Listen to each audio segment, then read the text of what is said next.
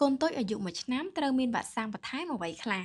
វីដេអូនេះខ្ញុំនឹងចែករំលែកម៉ាម៉ាពីការផ្ដល់វ៉ាក់សាំងឲ្យកូនតូចនៅអាយុ1ឆ្នាំតើកូនតូចនៅអាយុនេះត្រូវមានវ៉ាក់សាំងអីគេខ្លះក៏ប៉ុន្តែការផ្ដល់វ៉ាក់សាំងឲ្យកូនតូចនៅអាយុ1ឆ្នាំនេះជាការផ្ដល់វ៉ាក់សាំងបន្ថែមឲ្យកូនដែលនៅរកតលគឺអនុវត្តតាមស្តង់ដារអន្តរជាតិហើយកូនតូចនៅអាយុ1ឆ្នាំត្រូវមានវ៉ាក់សាំងពីរប្រភេទណាវ៉ាក់សាំងអ៊ុតស្វាយនិងវ៉ាក់សាំងថ្លើមអាជំងឺអ៊ុតស្វាយម៉ាក់បើតាមដុកទ័រកុមារជំងឺអ៊ុតស្វាយមានទម្រង់ធ្ងន់ហើយនិងទម្រង់ស្រាល ករណីកូនកើតតម្រងស្រាលកូនអាចនឹងមានក្តៅខ្លួនចេញពងបែកពេញខ្លួនអាចរមាស់ពងបែកហ្នឹងហើយជាទៅវិញករណីកូនម៉ាក់កើតតម្រងស្រាលតែករណីកូនកើតតម្រងធ្ងន់ណាកូនអាចនឹងក្តៅខ្លួនខ្លាំងរវើរវាយហើយអាចរលាកសួរ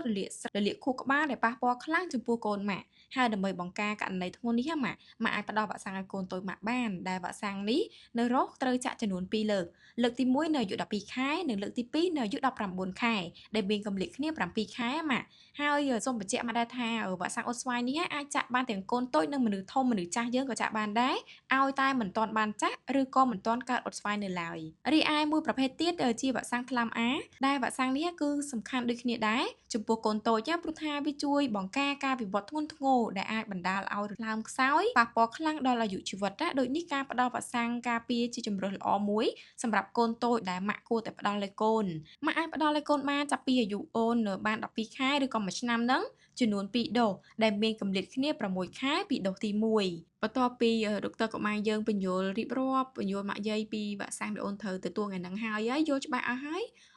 លោកគ្រូក៏បានឆែកសុខភាពអូនតែម្ដងមុនពេលដែលផ្ដល់វ៉ាក់សាំងឲ្យអូនណាហើយមុនពេលដែលមកជួបដុកទ័រនៅបន្ទប់នេះគឺអូនបានថ្លឹងគីឡូយកកម្ពស់យកទំហំក្បាលអីរួចរាល់អស់ហើយដើម្បីតាមដានការលូតលាស់របស់អូនថាលូតលាស់តាមស្តង់ដារកុមារឬទេ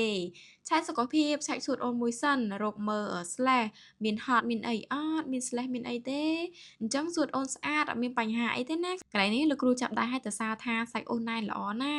ពីព្រោះម៉ាក់យាយថាអញ្ចេះថាអូនណាដាក់អីក៏អស់ដាក់អីក៏អស់ដែរបបរផងកូកូផងនិយាយទៅមួយថ្ងៃហ្នឹងគឺឆ្ងាញ់គ្រប់មុខហ្មងអញ្ចឹងបានគេលូតលាស់ល្អអញ្ចឹងណាហើយបន្ទាប់មកលោកគ្រូបានឆែកសុខភាពភ្នែករបស់អូនឆែកមើលត្រចៀកសងខាងអញ្ចឹងភ្នែកអូនគ្មានបញ្ហាគ្មានអីគួរឲ្យបារម្ភទេណាម៉ាក់ណា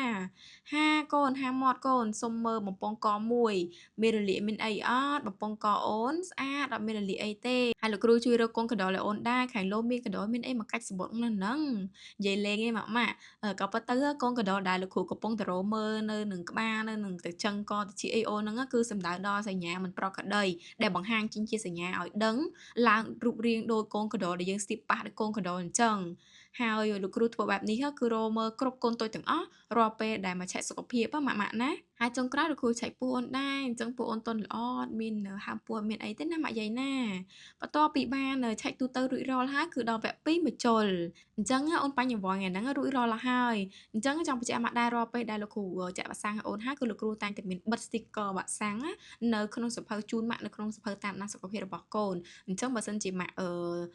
ចង់ដឹងថាកូនចាក់វ៉ាក់សាំងអីហើយខ្លះឬក៏វ៉ាក់សាំងណាដែលមិនទាន់ចាក់ម៉ាក់អាចបើកមើលសៀវភៅតាមដានរបស់អូនទៅគឺម៉ាក់នឹងឃើញហើយមានថ្ងៃទីមានឈ្មោះវ៉ាក់សាំងនៅលើនឹងស្រាប់តែម្ដងហើយក៏សូមអរគុណម៉ាក់យាយនិងលោកប៉ាអូនបញ្ញវន្តដែលតែងតែផ្ដល់ទំនុកចិត្តលើរស់រហូតមកនិងរីករាយអនុញ្ញាតឲ្យខ្ញុំនេះបានថតជាវីដេអូទុកចែកម្លែកជូនម៉ាក់ទស្សនាថែមទៀតម៉ាក់ដែលបានឃើញវីដេអូនេះមានជាចម្ងល់តាក់ទងនឹងការផ្ដល់វ៉ាក់សាំងឲ្យកូនតូចរបស់ម៉ាក់ចង់ផ្ដល់វ៉ាក់សាំងឲ្យកូនចង់ប្រឹក្សាផ្ទាល់ជាមួយដុកទ័រកុមារពីការថែទាំកូនមិនថារបបអាហារអូនមានបញ្ហាអត់ឡើងគីឡូស្ទើរគីឡូអាឡែហ្ស៊ីកូនឈឺមកអាចអញ្ជើញមករកសាខាចកាមូនបានបើក24ម៉ោងតែម្ដងដែលមានទីតាំងនៅជិតដំបងមុំផ្សារដើមថ្កូវនិងសាខាសែនសុខនៅក្នុងផ្សារទំនើប Eon 2ជាប់ផ្ទាល់ដីតែម្ដងបើកចាប់ពីម៉ោង8ព្រឹករហូតដល់ម៉ោង7ល្ងាចណាម៉ាក់អាចទម្លាក់សំណួរដែលម៉ាក់ឆ្ងល់នៅក្នុងវីដេអូនេះក៏បានហើយម៉ាក់ក៏អាចសួរនៅក្នុង comment វីដេអូនេះក៏បានឬក៏ខមលេខដែលមាននៅក្នុង comment ហ្នឹងក៏បានដែរណាក្រុមការងារនឹងផ្ដល់ព័ត៌មានជូនម៉ាក់បន្ថែមទៀតអរគុណ